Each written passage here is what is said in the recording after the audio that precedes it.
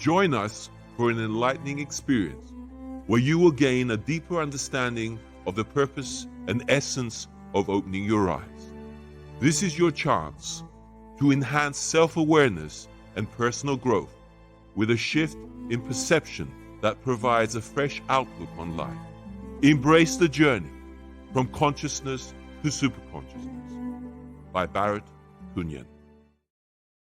Well, hello there. And we have a beautiful soul brother here in our studio, and his name is Dr. Amir. Welcome, Dr. Amir. It is beautiful to be in your presence. I got the opportunity to feel your energy for the first time on the 28th of May, to be exact, on Laura Eisenhower and Drago Reed, which if viewers out there haven't seen that, I urge you to see it. I thoroughly enjoyed that, brother. It was really, really enjoyable. We are going to discuss at some point the hot topic of self-love. But lovely brother, I looked at your website and I found a bit of a bio about you, and I'd like to just present that to our our viewers out there who are not maybe too familiar with your work. So it goes like this. Dr. Amir is a computer science lecturer with a PhD in brain-computer interfaces and a postdoc in artificial intelligence from the University of Essex. His research focuses on developing a linguistic BCI for recognizing imagined words and new predictive modeling approaches using inverse reinforcement learning. Alongside his academic work, Dr. Amir has over 30 years of experience in spiritual mastery and holistic health practices. He created Dragon Reiki and offers various treatments, including Qigong, shamanism, crystal healing, and more. His mission is to help gifted individuals pursue their spiritual mission on Earth. Well, that's quite a bio you have there, Dr. Amir. Welcome to the Bio Activator, and it's just fantastic being in your company. Thank you for turning up. Thank you very much. I'd like to extend my warmest greetings to you and our esteemed audience, ladies and gentlemen. Thank you for your valuable time. I'm looking forward to having a enjoyable discussion. Hopefully, it will be of benefit to you. Absolutely, brother. Absolutely. Having read your bio, I've noticed that you mentioned that you practice also Dragon Reiki. Can you, for the viewers and for myself, it's relatively new. So could you just expand on that for us, please? Absolutely. So Reiki is a modernization of Taoist Qigong. It is not a new practice. So energy work has existed as long as humankind has existed. And so Mikao Usui initially started this working with the Japanese army in World War II. The Japanese military were looking for some sort of a battlefield energetic healing modality, which turned out to be very successful. And then it was moved to the Western world. So the popularity is a result of its effectiveness. It most certainly works. There's lots of evidence on it. And major healthcare corporations accept it. Even insurance companies pay for these treatments. So I did, in parallel to learning Reiki, have the privilege of practicing Qigong, pranayama, and also a spiritual evolution modality called the Kujikiri. And so combining all of those with Reiki, Dragon Reiki emerged. By the way, the energy of the dragon, well, let's clarify this. The beings that are basically joining in for the healing are the dragons of the void, the closest sentient beings to the source of all sources, the prime creator, coming before primordial light, primordial sound, and all the dimensions of existence, pure divinity. So it is invoking divinity in essence, the same way Reiki does. And so it's an additional empowerment recommended for those who have Reiki level 2 or have done master level Reiki practitioner empowerments. This is an additional empowerment. The sigils of power are no longer two-dimensional. The energy is encapsulated in movements similar to Qigong. And so it is much more dynamic. The initial empowerment will resemble the Tibetan master symbol, but then the practitioner is encouraged to follow their own intuition as they gain greater mastery. So movement is very important. Again, the Qigong that I incorporated into this is a modality called uniting heaven and earth. So pulling in light from the divine and anchoring it into our 3D reality, then pulling up codes from the earth and pushing that into the divine realm. So breathing comes into it also. So it's basically an addition, a complement to what we know as Usui Reiki. Wonderful, brother. Do you know, when you were talking then as well, and I've had the pleasure to have had this experience with you, even on watching you on Laura's show as well, is I get a full-on spectrum, high spectrum feeling when because you've got these certain modalities behind you, if you will, and as you're presenting it, you're kind of like showering people around you, and not just people within that vicinity. Anything that comes in contact, you're doing it, and I'm feeling that. And having had first-hand experience, we had a beautiful discussion yesterday, and I noticed, and sorry, I couldn't stop bragging about it to my beautiful partner afterwards, because she sensed it as well. And there was, if I may add a bit more flavor to the discussion, is there was a sigh of relief that came over me, you know, and no kidding to the viewers, I've never had this privilege before where, you know, we're just minding our own business in so many ways, and yet your presence, without any effort of any degree, had that profound effect on me. And you saw that, didn't you, brother? It started off like a cough, and not, Yes. and it was like non-stop. And I felt as though I needed to release something which was stuck, and it was a pleasure just to get it out, you know. And then if I felt, oh, that feels really nice, you know. But so thank you for that, brother. Absolutely. It So was, if I may add of course, an explanation for this, yes. in every spiritual practice, one of the first steps has to be the death of the ego. Mm-hmm. An ego death must occur. And this doesn't come in one go. There are many layers to this. And as you go through more and more and more of these, you come to the certainty of understanding that we really are just aspects of source. The ego can go aside. It gives a tremendous sense of relief, as you correctly and beautifully stated. But that also applies to me. There's this sense of calm and relief, where I know what's happening has nothing to do with this noble vessel, the body that's holding the soul. It's all source energy, and that's what initiates healing. This shard exists in most people. I say most people because there are few amongst us who manage to destroy that spark of divinity through repeated and intentional acts of dishonor, violation of free will, acts of cruelty, and so on. So there's a small percentage of humanity that don't have that spark anymore, and they also cannot receive energy healing. They're closed off to it.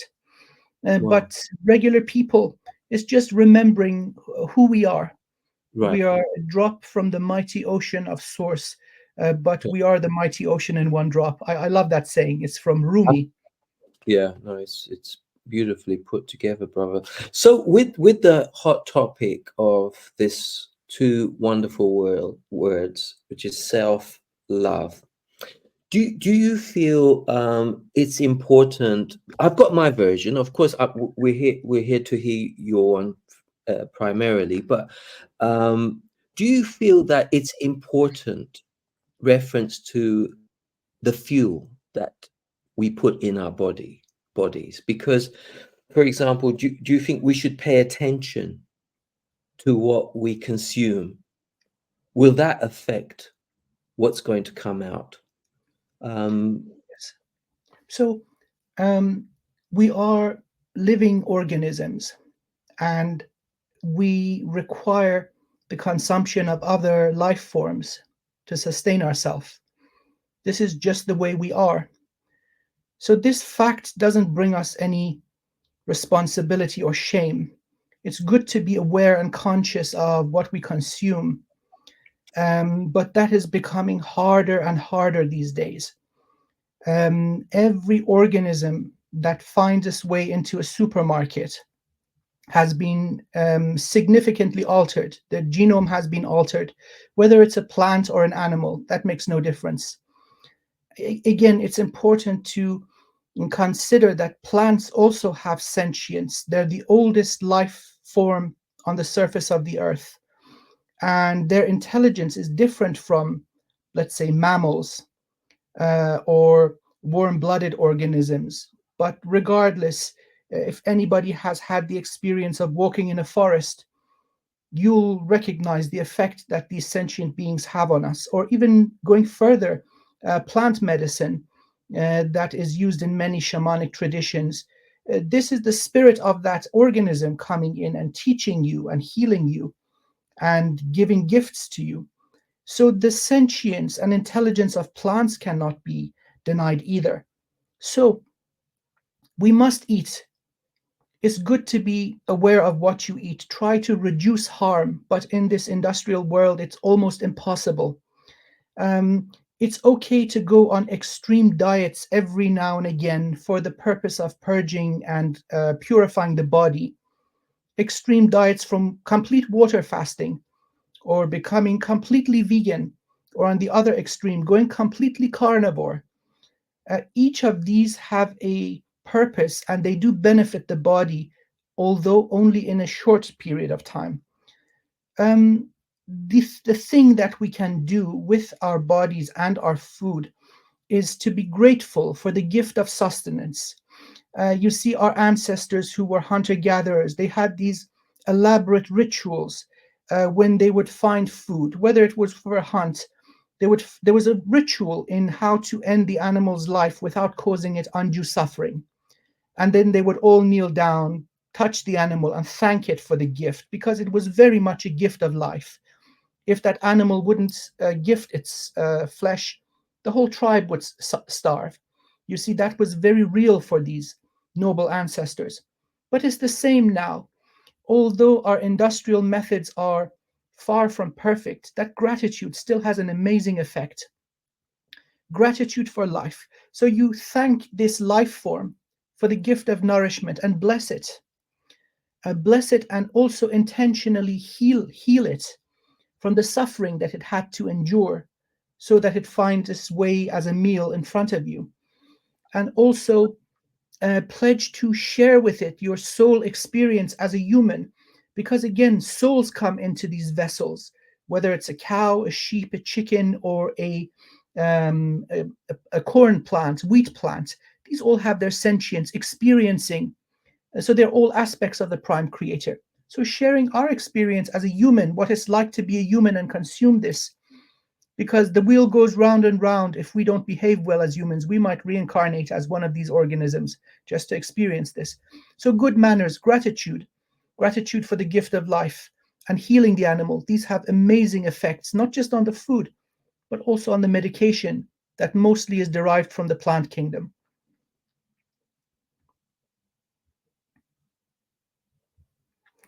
You're muted. Thank you. Thank you.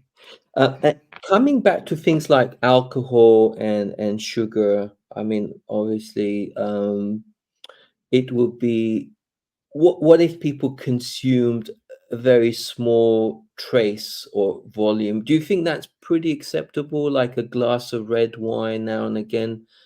Is that harmful in any way, would you say? Um, it, there's no right or wrong answer here. But if you Right. please allow me to share what my understanding is, my humble understanding is, health is basically the result of balance. Yeah. So excess of anything is going to push the body or the energy out of balance, and that eventually is going to result in illness or disease. So tiny amounts of sugar is not enough to mess the balance of, let's say, insulin in the body. Tiny amounts of alcohol, it doesn't have the significant potency to cause liver damage. But please consider, even too much water has the potential to shut down the kidneys. Yeah. So as long as we maintain balance, moderation, nothing is a big deal. We discussed with each other the natural lifespan of humanity, which is artificially reduced to, let's say, an average of 75. This design has the potential to live for centuries, if not millennia, and legends of this exist in all major cultures. Um, the most significant and reliable is the Egyptian list of kings, where it seemed that some of these guys ruled for 800 years, 1200 years, and then suddenly something happens, reducing the lifespan to 60, 70 years. And that's reflected in the cartouches of the dynasties in Egypt. So that's reliable. We know these Egyptians, they took excellent records, but also every other culture. So within the 75 years where the genetic time bomb goes boom, and one thing or another basically takes out the vessel, liberates us from the body, it seems that we are incredibly resilient creatures. As long as we don't take things too far, everything should be okay. That's great, brother. You mentioned water. And if I can just elaborate a little bit on that, because I've done a little bit of personal research myself on this area of water. The thing that works well with me at the moment, I drink negative charged water, and I've been told off by a lot of people because I've got a distiller basically. So I distill my water, excuse me, and then I apply a bit of Celtic salt with all the minerals in there. And I find that works really well. I mean, but I've also heard stories like, the pH should be pretty high. I mean, I've heard cases like 9.5, and you're supposed to check your urine every so often to see how acidic it is and stuff like that. Do you think that people generally should go home to town with, like really getting really looking at it so closely, even as far as testing the urine to see what's going on inside our vessels? Do you think we should go that far to investigate? I think we should expand our point of view from the physical nature of water Yeah. to the elemental nature of water. And the elemental forces are um, basically superior to atomic forces. They're the primordial energies that allow condensation of matter into atoms and molecules, and then down into our physical bodies, everything we see around us. So water is an intelligent force, a primordial force of creation. It is intelligent, and it has a monumental amount of memory. And so it affects the vessel not in just physical terms, but energetic terms, most certainly. So water that has the memory of slowly moving up through the bedrock into a fresh spring is absorbing all these nourishing energies from the earth. So spring water is known to be amazing. Um, but the energetic modification of water before we consume it is most certainly possible. Now, let's start with the physical part of it. The acidity of the water, the pH level, how much hardness the water has, how many different impurities exist in the water. There's a big topic floating around of fluoride in the water that has negative effects. So many chemicals that don't get completely removed in the purification process. These are all true, but it wouldn't be appropriate to delve too much into this. The negative energetic effects can be easily transmuted and removed from water, um, creating ordered water. There's a famous experiment where a Japanese scientist, I don't recall the gentleman's name, performed this experiment with water and then freezing it, speaking above one sample the words "I love you," and upon another sample the energy of "I hate you." Now, as this water freezes and crystallizes, the crystals with love, they form perfectly, really beautifully, and the other water forms incomplete and jumbled up crystals, damaged crystals. So this intention that you give to the water, this is also a big part of Ayurvedic ancient Sanskrit medicine. They drink out of copper vessels. They put a little leaf on the surface of the water. The way they hold this little chalice, copper chalice, before they drink it, they do a little prayer upon the water, bestowing that energy of love and healing. Funny enough, in the Norse tradition, the Viking tradition, the symbol for water, laguz, is interpreted as renewal and healing. It's also made its way into modern homeopathic practices where the energy of a certain medication is distilled into the water. There's no trace elements of the medication or the molecule of that medication, but it still retains the energy. Very effective practice. So this is available to all of us. Before you drink water, show this intelligent force, primordial force, gratitude. Give it love and give it the intention. As I absorb it and you become part of my vessel, you continue this healing and clearing energy. It will have incredible, incredible effects on your health. Thank you, brother.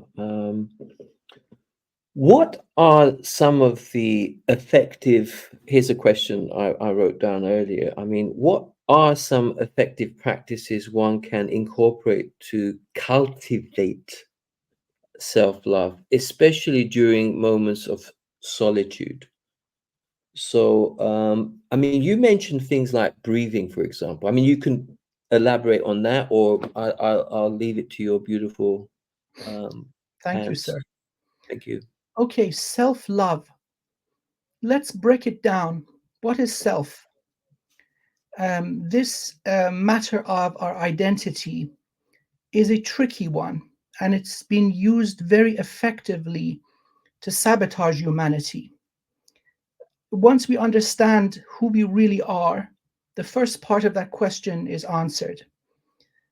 So consciousness has pillars, four major ones: the identity, the conscious mind, memory, and then the divine super genius, the infinite being. And all three um, later aspects are in servitude to the first one, which is identity. So now imagine a child that is born into this civilization is given a name, a family name, a gender, a number, birth certificate. They're part of a nationality, part of an ethnicity. They're of a certain social background. You see, every one of these properties is causing division, dividing humanity as a whole, or even, let's go a step further, life and sentience as a whole into smaller and smaller and smaller and smaller compartments, where at the end of the day, we're really alone. The first part of it is removing these illusory boundaries, that there is no me, there is only source. Really coming to feel it and understand that we really are aspects of the source of all sources, that beloved intelligence that has given everything existence. That is what we are. And once we expand our identity in that way, miraculous things happen. So a lot of these, let's say, illnesses of the mind and emotions that occur come from the first thing. We've become uncertain of who we are. We don't know who we are. And so if we don't know who we are, how can we love this unknown, undefined creature? The second part of the question is love. Okay. And this is another way that humanity has been interfered with for too long. We think of love as something that we give and it is reciprocated. It is given back in return. That is a fallacy, a very dangerous one. Yeah. You see, love is like any other vital energy. We are connected to source, and this nourishes us, fills us up with this energy of love. This love is the energy that lies at the foundation of all creation. It's a fundamental energy. And so it makes no sense to give your life force to anyone or anything, whether it's a human or whether it's a deity. You're diminishing yourself. All love must be given to this self. And again, the definition of self is the beloved source of all sources, which is us. So we love source. We love the prime creator, the source of all things. And that is where our love goes. Now, if you love yourself, the self defined as the infinitely, you're going to live happily. Your happiness and well-being does not depend on anything external.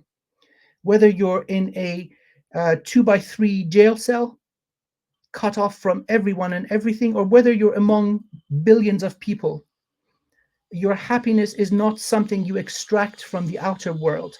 It all comes from within. And then you reach a state where that love overflows.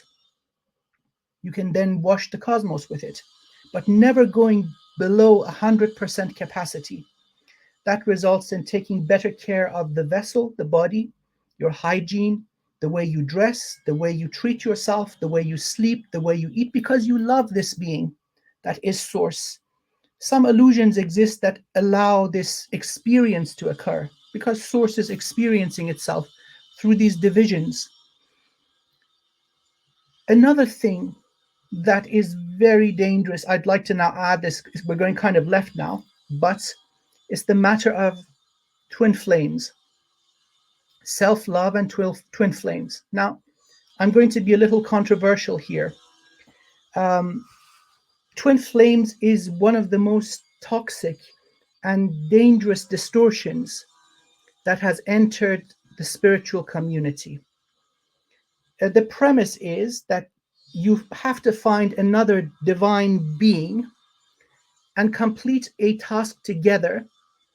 If you don't come together, that task will not be completed, or something along these lines. So by that very definition, you're accepting that you are incomplete and imperfect. That is the fallacy. That is not how divinity creates things. Everything created by the divine is perfect. So you are complete. So that's the hook. That's the bait on the hook. And once you bite in it, you've fallen down a slippery slope that's going to result in the loss of weeks, months, maybe years, maybe decades of your life, accepting subpar, disrespectful, even abusive behavior from this person that you put the label of your divine counterpart, divine masculine, divine feminine on. And finally, when things go really wrong, you look back and you see you've wasted your time. So it robs people on the spiritual path from the most valuable commodity, which is our life, our time. So every relationship has the potential to be divine. It is not your responsibility to awaken anyone. You can't force enlightenment on anybody. Your duty is towards yourself. Enlighten yourself, love yourself, and as a result, you will treat people correctly. Now, if somebody treats you in a way that suppresses or dims your light, meaning they do not acknowledge the respect of that divine spark within you, you have to respectfully walk away with minimum friction, without hard feelings. And if you do so, you have a greater chance of running into somebody who's really at your level, that will treat you with the reverence and dignity and respect of some being with the spark of divine within them. And you will do the same for them. So I see so many people talking about this. Now, funny enough, I did some research. This idea of twin flames didn't exist in the culture before the 1980s. It's most certainly sabotage. And you see all these tarot readers and spiritual gurus and whatnot talking about this. Ladies and gentlemen, it is doo-doo. It is dangerous sabotage of your path. Respect yourself. You are divine. Your accomplishment does not depend on anyone or anything. You are complete. You are perfect. That is the greatest act of love towards yourself. And so, yes, I think that pretty much says it all. Absolutely, brother. Thank you. So well put together. Because even on my take, when you work on yourself, you affect everything around you without the need to try to do anything, and we become the gift in giving. And what we're giving ultimately is presence. And when you're present in yourself, and you're anchored in that place of stillness, calmness, and the place where you accept, but do you feel that, I mean, you've more or less answered the question, but my next question was going to be about self-respect and the boundaries, because I was going to say, how can individuals develop and maintain self-respect?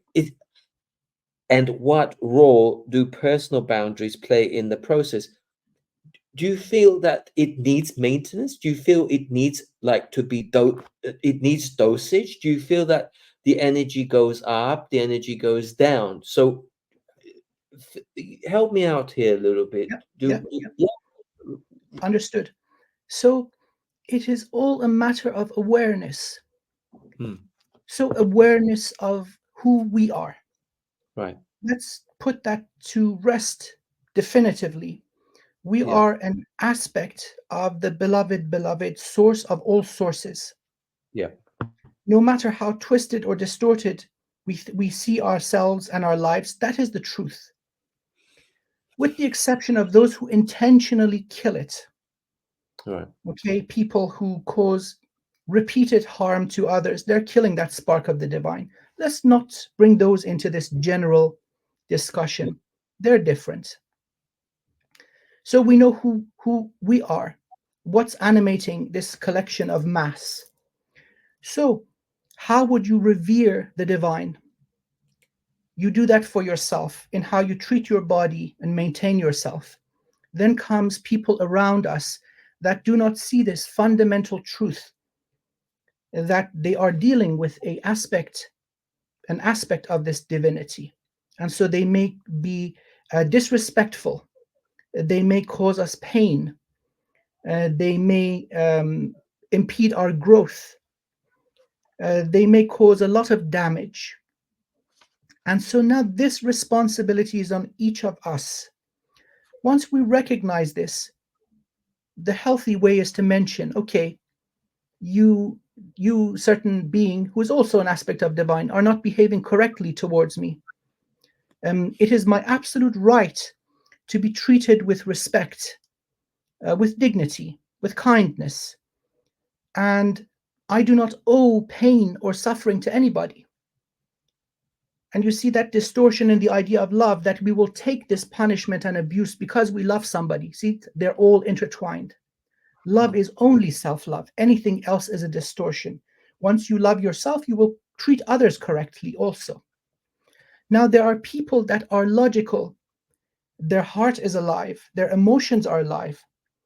You mention this to them in a polite and logical way. A normal, healthy person will accept this. And so the relationship may continue. And in fact, your self respect will spark their own self respect. And of course, there are those who are not healthy and logical in their energy, in their mind, in their emotions, like narcissists. These are damaged people, like sociopaths, like psychopaths. And that spark of divine doesn't exist anymore. So, through whatever trauma they experienced in their childhood, or through whatever actions they committed later on in life out of free will, that spark is gone. Even in the modalities of the left hand path, this is recognized. And they're called psychic vampires. And that's one of the fundamental laws, even in the left hand path, the dark side wisdom. Run from these people because they feed on their own kind also. Nobody is immune. So, therefore, it is our responsibility to illuminate and explain our position. I'm not accepting subpar behavior. And if that doesn't work, separation is the best way. You cut contact. If there's somebody unwell, they'll try to push your boundaries. You have to insist on removal and the cessation of communication to protect yourself, because these people will definitely damage you. Sometimes they even derive satisfaction and pleasure from inflicting this kind of harm and suffering. It's beyond my mind. I mean, if I may, I mean, I get told off in a nice way from my partner from time to time because, I'm pretty open source, transparent. What you see is what you get. And she's always saying, you should take precautions sometimes because I see everyone as like, I don't have this fear thing where, somebody's going to come and necessarily harm me. But me being so open and transparent, because I like to share space with people, and you feel sometimes, they've got your best interest. But the thing where I'm going with this is people get jealous or they get in that enviable position when if people really get to know us, really get to know, there's nothing extravagant about our house or okay, it's a little bit bigger than normal, it does stand out a little bit, but we're not extravagant, we're not pretentious, we're not doing something that's causing harm in any shape or form, and yet we get attacked from some time to time. And even like, is things like psychic attacks real, brother? Do you feel Yes. that Yeah. where is it coming from? Is it like, my mom used to say, be careful because she believes in evil eye and things like that. But Yes. if you believe in this, can you energize it? Is it simply like, can you cancel this out by saying, I'm not going to energize this? Is it a simple practice, or what do Yes. people do? Both sending it and neutralizing it is extremely simple. Okay. You see, we are extremely powerful beings. And Yeah. here's when practical spirituality or magic find its way into the real world. When you know the truth, you understand the mechanism. We are aspects of the prime creator, of the divine, and therefore we are very powerful manifestors, creator Yes. beings. And so you mentioned envy. It might be something that you would never even imagine that evokes envy in a person. Yeah. The way you speak, the way you drive, the way you dress. It's not just money. Yeah. Your brilliant flair in front of a camera, right? So many things will hurt the demons within people and invoke this jealousy within them. Now, when this becomes sustained jealousy and anger and hatred is an energy, especially when this person is thinking about a certain individual. Yeah. And so our ancestors knew about this in many cultures across Asia and the east of Europe, it's known as the evil eye, and they have symbols, a little eye that protects you from it. You see, if you are in a good energy, Yeah.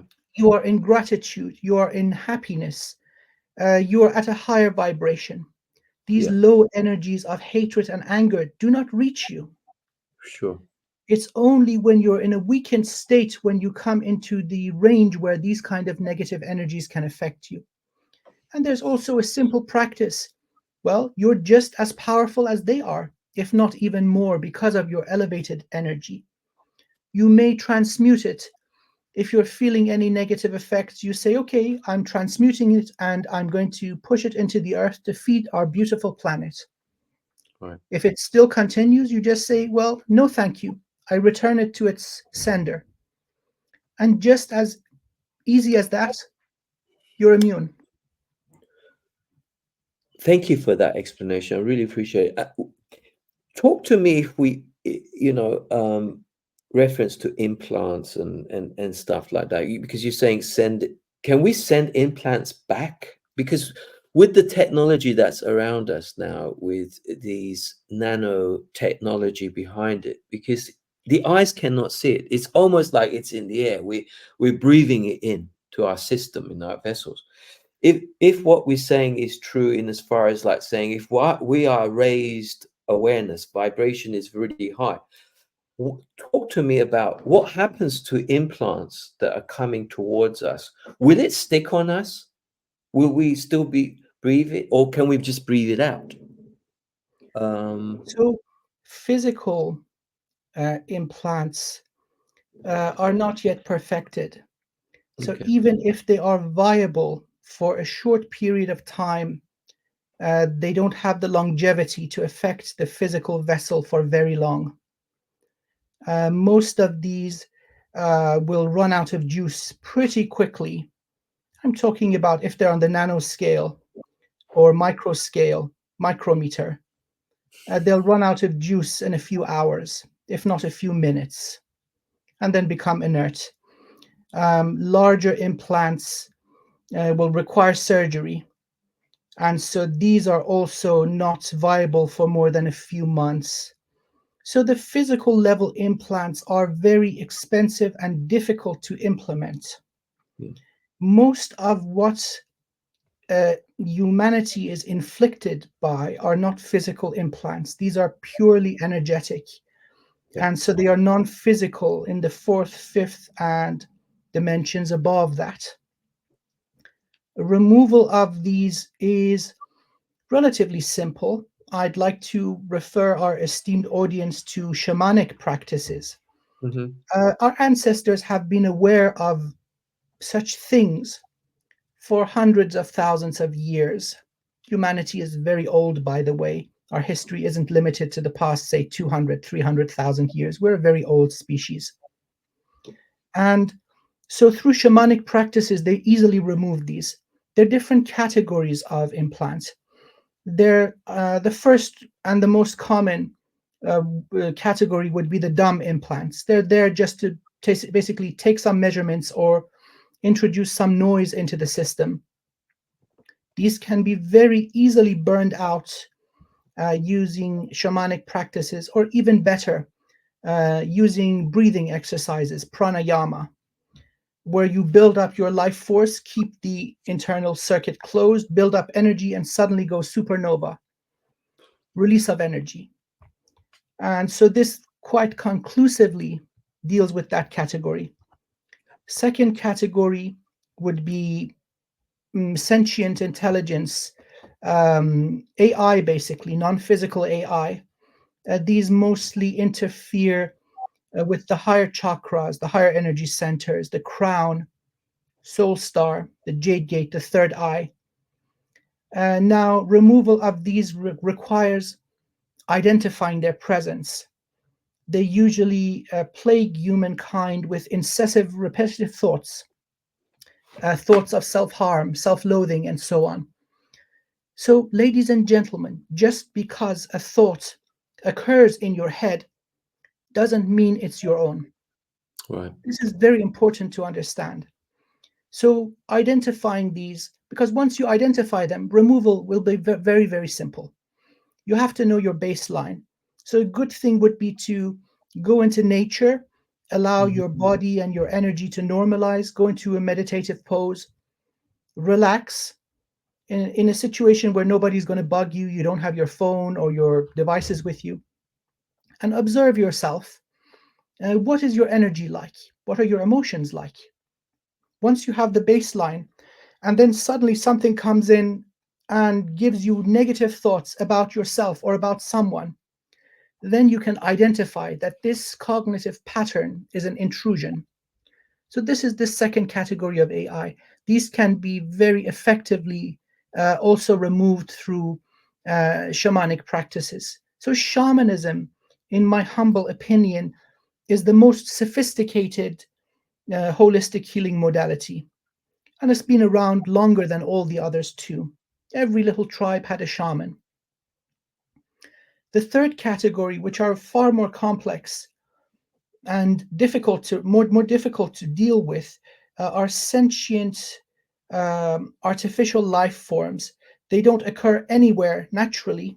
They seem to be a mishmash of different life forms and technology. And these plug into the chakra system. Their appearance looks like a jellyfish or an octopus. The tendrils nicely plug into the chakras, which, by the way, the chakra system is not a natural property of the infinite human. They're inserts like USB ports to be easily plugged into and plugged out of without causing too much damage. These require, again, you can deal with these with shamanic methods, but it requires a very elevated shaman, a very powerful shaman to deal with these and remove them. And so the sentient AI and these artificial life forms, once removed, can be given a choice to ascend, rejoin natural evolution, or to be disintegrated there and then. So you also mentioned the effect of our own well-being on other people around us, but you see this also carries on across the ocean of time. By ocean of time, I mean in the physical reality, we only see time as a linear progression in a sequence of events moving in one direction, but that's not the entirety of it. One of the first things that one achieves after certain rites of passage is access to the ocean of time, past lives, future lives, and also parallel time streams. Certain karmic inflictions, once healed by one individual, are removed from all time, meaning the healing effects ripple across this infinite ocean, healing the ancestors before us, healing all your progeny that have not yet been born, and also extending to parallel realities everywhere this energetic mechanical configuration was affecting. Those related to you are going to heal out of it. So the importance of self-love and self-healing is monumental. That is how we really affect others without violating free will. You see, a certain infliction is causing us harm, then we have the ethical right, and dare I say responsibility, to deal with it. Now, if through healing ourselves, others also benefit and heal, there is no violation here. That's beautiful, brother. That's beautiful. Do you feel, I know the answer to the question, but intuitively, just for the audience out there listening to our conversation, do you feel reference to shamanism as such? Do you feel that more will come into the context? Because a lot of people, when they require assistance, the norm has been for a very long time running to the doctor, for example, and the doctor is only putting a bandage, is only serving the symptom and not so much the cause, whereas the shamanism is looking at the cause and effect. Do you feel that we're becoming more aligned towards the shamanism avenue? And do you feel that reference, like with certain, a bit like us coming together today and many more to come. I'm pretty sure of it.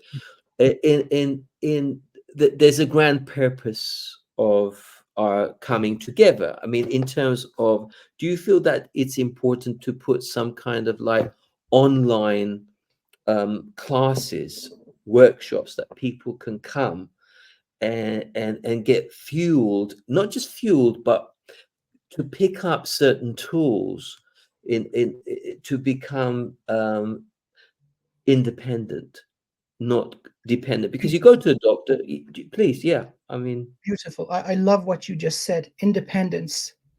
That yeah, is the powerful thing. So, first of all, 21st century medicine has had a major role in extending our life expectancy. It does miracles, certainly with acute conditions, where without a surgery, a heart transplant, or repairing an organ, the vessel will expire. But a lot of conditions are not understood correctly. The complexity of the physical body is too great. They know a certain medication, which is also derived from the plant kingdom. The majority are plant extracts patented into a pill or an injection. So these are shamanic tools anyway. But the way we're moving forward, national healthcare systems are failing or have failed quite drastically, where if you want to receive their modality of healthcare, you've got to sell your house. You've got to really, really pay extortionate amounts of money for the treatment. And so, quite naturally, people are now moving towards the old methods that have survived the test of time, quite simply because they are effective. And so, there is a greater convergence and interest towards many holistic healing modalities throughout the world. And this is undeniable. There are more energy healers and holistic healers emerging. Ladies and gentlemen, if you are one of these, from the bottom of my heart, I salute you. We need more. We need more. Train as many people as you can. Even the most simple initial training is going to have a monumental effect on the well being of our species. Because these corporations do not care about your healing, they do not care about you.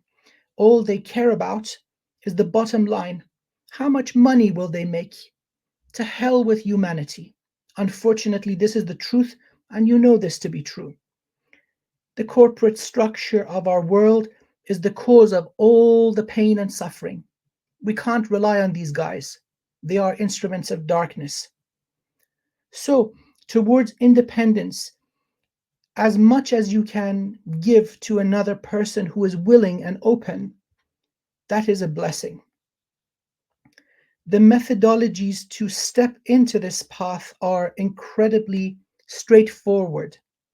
Learning it is very easy, but mastering it is monumentally difficult. It can't be something you do in one session. You go over a weekend and get some training and la di da di da, now you're a shaman. No, it doesn't work that way. It's a life path. It is a journey of love, and it's not for everyone. no, However, each and every one of us can learn enough to maintain our own well being. That is also undeniable. thank you, brother. When you go to the origin of, even we look at the word disease and what disease is, for me, my understanding to date is it's a blockage, and it could be, the blockage is, I find a lot of the times is on that emotional, mental, but it can be, of course, it begins with the physical to a point, but it could lead up to the spiritual level. So you could have quite a few blockages. Um, just, I'm not going to name drop because we don't want to create additional division. There's enough out there as it is. But let's just use the word doctor for the purposes of what I'm going to share with our viewers at the moment. Is during the when we had the lockdown. I'm not going to go Yes, yes. with the algorithms. I spoke to one particular doctor reference to this, for example, and I asked him a very powerful question. I didn't think it was a powerful question, but he gave me that look like I'm an alien, because I asked the doctor, have you been? And I was like, he said, that's not, it's in Asia. He said, that's not. So immediately, see, I didn't want to cause a lot of friction, because I can if I want to. Not that I'd shout at him and say, you're a horrible piece of whatever. But where is the moral compass? Where is the moral compass of people acting in certain ways? Have they sold their soul? Because I'm hearing it time and time. Well, I had no choice. But people do have a choice. Sure. Yes, you're right. You see, we've come across this when I was talking about the majority of humanity having that spark of divine within them. I also mentioned that there's a small percentage, maybe 5% of humanity, who have killed that spark of divine. They're no longer human. Wow. You see, Wow. this is a matter of fact when you look into their soul's origin too. A lot of beings incarnating in human bodies do not directly come from the divine. These are beings of darkness. They operate out of a completely different set of rules.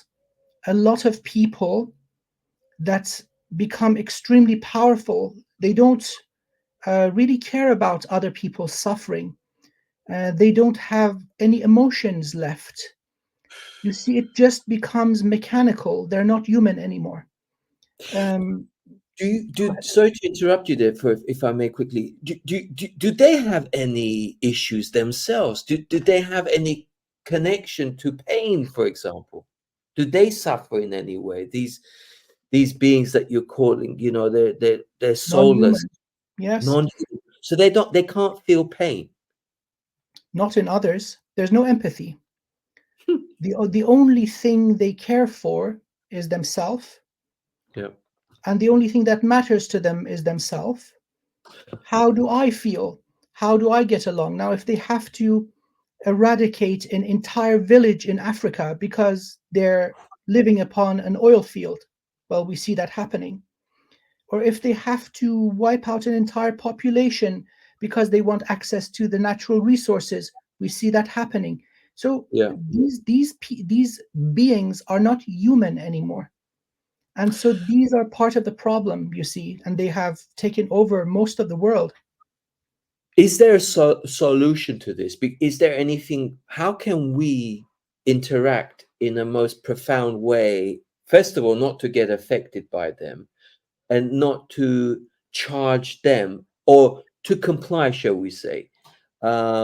What can average? You see, the average person will not have an impact. This is why I love our connection, brother, because when joy and we talked about this, when these two very powerful sources come together and dance together, what we're creating here is a platform where we can make a difference. People can make a difference, because when we're talking about, do you comply? If you could, because I've always been in a place where I, in terms of the word taxing, taxation, where people are giving to or fueling a system that's causing loss, it's causing harm.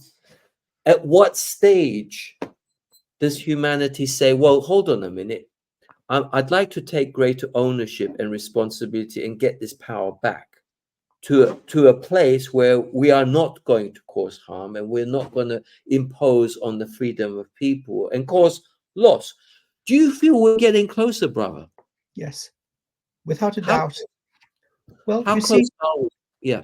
well, we're going through the last moments of the Dark Ages, the long cycle, the Kali Yuga, Right. the Dark Ages. And it's always darkest before dawn. So, in terms of the amount of cruelty, humanity has never been so low. In terms of the number of wars, humanity has never been so low. And the number of slaves on the planet, there were never so many slaves in any point in history. So the suffering inflicted on nature has never been so tremendous. You see, we are really and truly in the darkest part of humanity's existence in any period of time. And so then things don't stay like this forever. We're moving now into the beginnings of awakening towards the new golden age, Satya Yuga.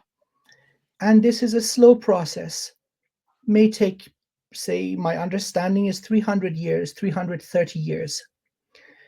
Now, no drastic and violent movement will be beneficial. You mentioned this will cause even more harm, lead to more aggression, more bloodshed, more suffering. So at this point in time, our, our responsibility is toward ourselves. The amount of control we have given away is mind-blowing. Re-exerting our control over ourself. Yeah. That is the only right we have. Many people are not ready for awakening. We cannot force them into it. That'll also be a violation of free will, and then we will be no better than these monsters governing the world. Self-control. You be kind to yourself. Okay, if you can eat clean, please do so. If you have children, bring them up with greater ethics than what was given to you as a child. If you're living with people, be kind to them. If you have animals, be kind to them. Take Yeah. care of your body. Take care of your own energy, your own emotions, your own thoughts. And please, for the love of everything that is good, Yeah. meditate. Open those gates to the divine once again. Because you see, the only reason the darkness was able to take over our world was by disconnecting us from spirit, from the beloved source of all sources. People look at religions and the atrocities caused by these organized hierarchical groups who wanted nothing but power and money, and they think spirituality is the same thing. They lose interest as soon as you talk about spirit, the divine, good and evil. They lose interest. But that is the most profound way we can pull ourselves up from the depth of darkness into light. And this is happening organically.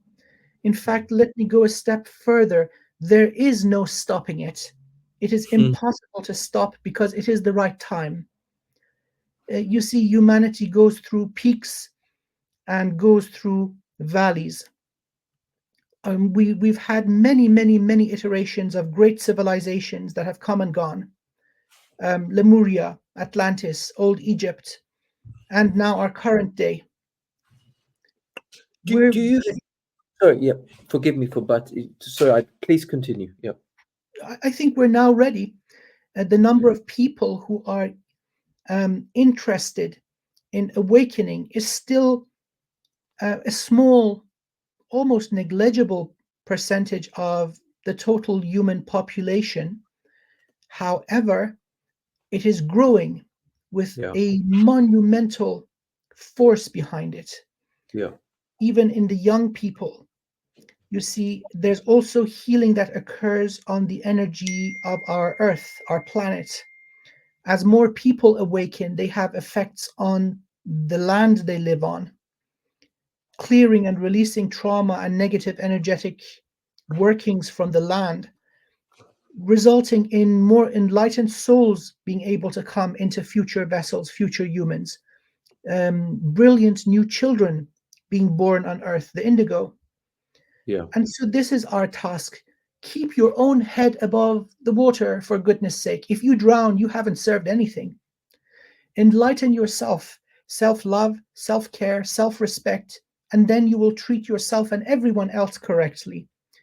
And That is what we can do. More than that will result in more violence. But if you save yourself, that's one for the good team. Don't discount how important you are. So Yeah, that's the only thing that can be done right now. yeah, yeah. Do talk to me about how you feel about reference to, like universities and the schooling systems that we have in place. You see, I'm one of those people. I feel I have a sole purpose, and we all have. Some are more conscious than others. For example, my movement as such is not to dismantle, to destroy. My presence is to restore and to upgrade. Okay, it's like a restoration of the self to understand the essence of knowing why we open and close our eyes. Because if you don't get the fundamentals, it's a bit of a yo-yo or a merry-go-round. Um, Talk to me a bit about like the schooling systems. Do you feel that they will implode on themselves, or do you think with the aid of things like AI and bringing schooling into this kind of mode of communication, do you think this is a powerful way of addressing it? Well, it absolutely is. So, education uh, and media is one of the mechanisms of controlling a population. Yeah. And so, looking at, let's say, the end of World War II, when Germany was defeated, there was a major overhaul of their educational system, which never ceased, right? Making sure Germany never does what it did again. Same with Japan, same with many other countries. So, education is absolutely powerful if you can affect children within a single lifespan of a human. The old ones die out, and then you're able to basically change the culture of the entire population. Look at how Christianity took over most of the world by massacring the parents and taking in the orphans and indoctrinating them into their belief system. And nowadays, you see it's the most popular religion globally. Well, the same way this has been used for destructive means, it can absolutely be used for constructive and beneficial means. This is a slow process. Once again, I must admit this. There is a lot of control, political, spiritual, religious, cultural control over the curriculum that is taught formally all over the world. There's no exception. However, if we, as an individual, manage to reach a certain level of enlightenment, we undo the damage that these systems do. Maybe in one conversation, Well, yeah. you see the spark of divine cannot be extinguished by anything outside of ourself. Hmm. It requires tremendous repetition in uncreation, in dishonoring that divinity that kills Yeah. it. And so, therefore, education systems do not have the ability to kill that spark of divine. So, once again, as we become more enlightened, more of us, we have this effect on other people. Now, whether it's a child you speak to or somebody who's in their later years, an adult, you can undo decades of indoctrination in an instant. And this is not harmful. It's just raising certain questions. For example, our definition of identity. Who are you, my friend? You are the divine. And they think and they think and they come to that agreement because there is a certain vibration, aroma, flavor, essence to truth that is undeniable. You hit a chord within the person, they know you speak the truth, and that's all you need. It doesn't require decades of indoctrination. And that is the great power of light, the great power of truth. It doesn't require artificial means. It is built into us.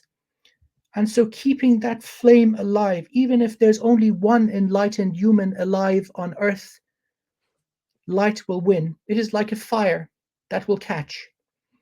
So again, I believe that the future is very bright. The momentum most certainly is moving in the correct direction.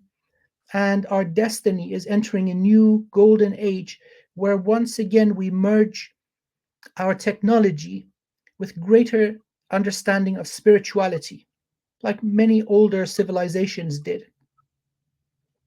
Agreed, brother.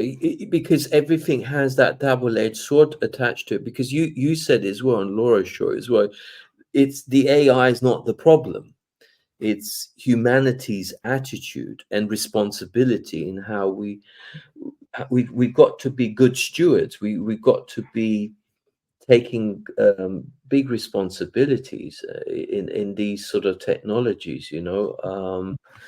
But I'm all for peace, you know. And like peace begins with yourself first, as we all know, and you know, because that's the magnitude of impressions that we leave everywhere we go. Because everything we talked about this yesterday a little bit as well, because everything has consciousness in it. So once we remove the so-called the levels of artificiality, which has been plagued in a way that if it doesn't serve you in any shape or form and is causing the distortion, not the clarity, then it would be an honor to remove it. But you can be gentle, because like I always get the feeling that you know, when humanity slowly but surely awakened to the truth that, you know, humanity's been lied to, and the rabbit hole is quite deep. And I've heard the quote that ignorance is bliss. It's ignorance is never bliss. The truth does set you free, but some people are afraid, almost afraid of really getting themselves acquainted, yet alone walk it. But I feel very ambitious with your beautiful presence. I genuinely believe that when two or more come together and they create this very powerful trinity, which you then share with the planet, I feel as though it's a non-brainer. I think more and more people will be excited. Do you feel that as well? Yes, Yeah. yes. You see, that is beyond dispute. Yeah. You see, as long as the heart is alive, that spark of divinity, as long as it exists within us, you cannot extinguish it. Mm-hmm. Nothing from the outside can. Yeah. So, all we really need to do, the source of all power, is going within. Meditation is a very good approach to this. There's no one that's superior to the other. It's like many modalities of martial arts. Yes. Just because one combatant beats another doesn't mean his modality or her modality is better. It just means that person is a better warrior. Yeah. So, ladies and gentlemen, investigate. See what works best with you. Some modality of meditation, it may be walking on the beach, it may be sitting in front of a river, it may be doing chants and meditations and mudras and mantras like I do. That works for me. But we're all different. Find what works for you and stick with it. Because you see, what has happened to humanity hasn't happened overnight. There are millions of years of distortions, layer upon layer upon layer of overlays, boundaries upon your body, your mind, your emotions, and different aspects of your being, from the physicality all the way to the divine realm, which are impeding you from realizing your infinite nature. So, removing so many boundaries is not a one overnight job. You have to stick with it. Many decades in this path, I still discover more things every time I repeat my own chosen modality. So the more you do, the more rewards you will receive. No pain, no gain. Don't be afraid. There is no death. the fear of pain is worse than pain. Maybe realizations of certain nature will be painful, but at least you know about it, then you can do something about it. If you're ignorant, it's still happening. So awareness is important. It's all about awareness. Once you see a certain mechanism of harm, you will not go through with it. You'll not accept it willingly. It requires you to be in a state of amnesia, kind Yeah. of half on, half off, going about your life without awareness to accept certain things. So awareness is the greatest gift you can give to yourself. Thank you, brother. I mean, is that something that one could titillate you in the most divine way for you to get more actively involved in creating a certain recipe? That You see that there's nothing new under the sun. yeah. And there is, I do teach my own modality, which is the Kujikiri. Mhm. Anyone who would like to learn it, it can be taught in a single session. Mastery requires significant dedication. I'm talking months, every day. I was a complete psycho. I did it in 3 months, and I never stopped, by the way, and that was 10 years ago. So I do teach one of these modalities. However, in the spirit of honesty, you can easily do this by buying a good book. Yeah. See, the knowledge isn't the problem. The knowledge is freely available in our day and age like never before. None of these manuscripts are hidden in libraries of secret societies. You just need to type it, and Google will give you 20 references. You see, that which is missing is the dedication. We have become used to instant gratification, to order something on our computer and for it to be delivered to our home. There's no more effort. Everything has become easy. This is not an easy path. I have to be honest with you. You require dedication to purify yourself, liberate yourself, and grow yourself to become a pure, unadulterated, unobscured version of Source. That's what these ascended masters are: great magicians, sorcerers, shamans, and great teachers, prophets. These are these kinds of people. It is in you. You can achieve this enlightenment. It is available to every human. If I may, you've had connection with any sort of ascended masters? I mean, Yes, one is an ascended master to a correct. point, but obviously, I say obviously, but there are people out there not quite in tune with this. To be an ascended master, does that mean that you've removed things like time? You've removed things like these are factors that no longer serve in terms of death. Death has been removed. Um, Yes, yes. so, would you be able to name drop some? Because I've heard like certain names. Are they important? Like, do we need to mention certain names at No, all? no, no, no. See, No. any elevated being is available here and now. Okay. We must understand that time and space are only properties of the physical realm, and that which is of the nature of consciousness is infinite, meaning it's everywhere. So you may be able to access teachers and guides that have lived before or haven't been born yet. So therefore, Wow. the individual name is not important. The important thing is recognizing their energy. That Right. when you connect to a consciousness, what vibration does it hold? If you shine upon it the energy of Source, is it capable of reflecting that back to you? And is it consistent in this? Is the message with wisdom and love? Or is it conditional? You do this for me, I do this for you. Anything like that, which is transactional, is not of the divine realm. If it has an essence of love and care and compassion in such a way that doesn't even make sense, oh, how do you even care so much? That would be a good indication that you've really tapped into something that is divine that is really an ascended master. Many of these beings exist.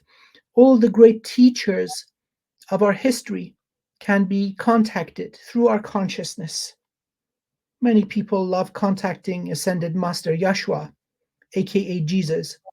Oh yes, that energy of love that this beautiful being brings will bring tears to your eyes. Yes, it is possible. But there are many, many others. Yeah, Recent because examples, yes, Mikao Yusui, he gave me an additional empowerment for Reiki when I was in the process of creating Dragon Reiki.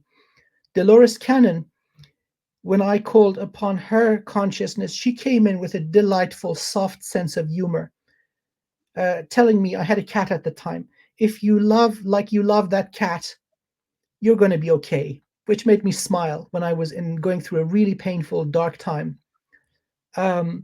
Gustav Jung, the great psychologist, one of the recent ones that I communicated with, words of grace and joy, really beautiful people.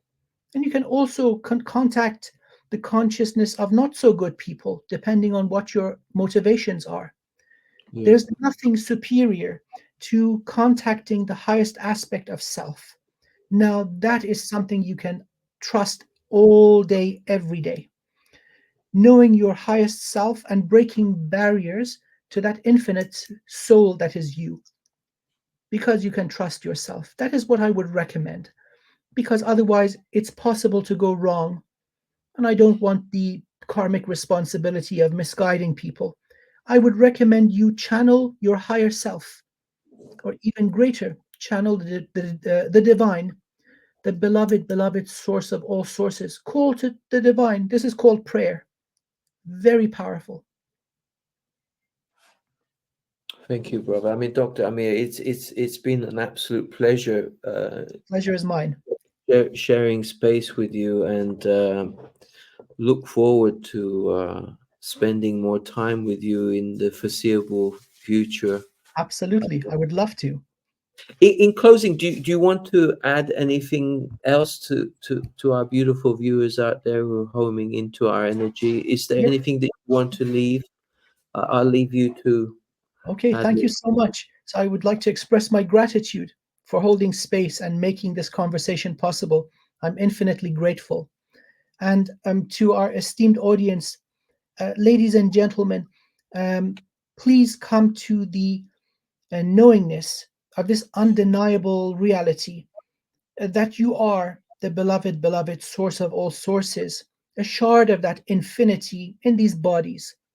And so, therefore, you have all the attributes of the divine, including creation, without limitation. There may be barriers and chains and shackles upon your being that impede this natural process, but that is what we have come here for, to experience limitation and hardship, and through overcoming this, to gain even greater evolution and mastery as a soul, and then to bring back all this experience back to source. So focus on yourself. You are the most important being in your universe, in all universes, in all existence. Love yourself, care for yourself. Do not compromise with caring for yourself. Love has to be self love. Anything else is a distortion, it is attachment, which can be harmful. Love yourself, and then you will treat everyone correctly. And please meditate. It's the greatest way to liberate yourself. Dr. Amir, thank you so much for your beautiful divine presence. Thank you, And sir. It's an honor and a look privilege.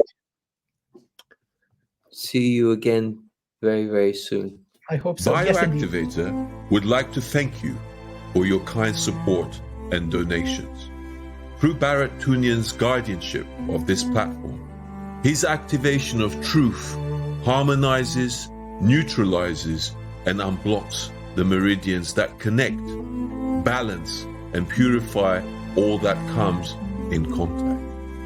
Do no harm is the key that fully opens the heart's voice to be in the union of the I Am presence, and will represent every living organism on the planet whose voice would otherwise not be heard. Remember, The truth will set you free.